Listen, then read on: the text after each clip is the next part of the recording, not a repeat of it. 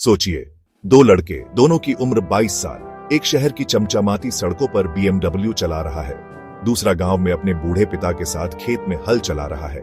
दोनों भारत के भविष्य हैं, लेकिन दोनों की जिंदगी जमीन आसमान जितनी अलग क्यों है? यही है आज की कहानी, भारत की नई पीढ़ी, ऐशो आराम और संघर्ष के बीच।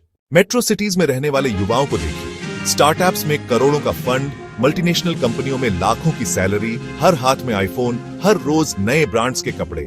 ये बच्चे सिर्फ इंडिया नहीं, ग्लोबल ड्रीम जी रहे हैं। सोशल मीडिया पर उनकी लाइफ देखकर लगता है इंडिया इज शाइनिंग, लेकिन सिर्फ कुछ किलोमीटर दूर वही जनरेशन एक अलग लड़ाई लड़ रही है। गांवों में लाखों युवा पढ़ लिख कर भी बेरोजगार बैठे हैं। नौकरी की कमी, खेती में नुकसान और रोज की जद्दोजहद। किसी के सपने मजदूरी में टूटते हैं तो किसी की पढ़ाई पैसों के बिना अधूरी रह जाती है।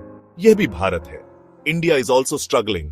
अब सवाल उठता है, क्या ये वही देश नहीं है जहां कहा जाता है कि युवा ही भविष्य हैं?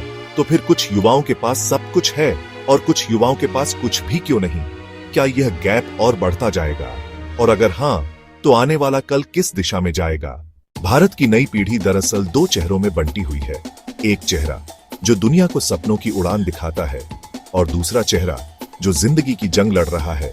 अगर इस खाई को पाटना है तो सिर्फ सरकार नहीं, हमें भी आगे आना होगा, क्योंकि असली भारत वही होगा जहां हर युवा को बराबरी का मौका मिले। दोस्तों, आप बताइए, आपके आसपास कौन सा चेहरा ज्यादा दिखता है? चमचमाता इंडिया या जूझता इंडिया? कमेंट में अपनी राय जरूर दीजिए।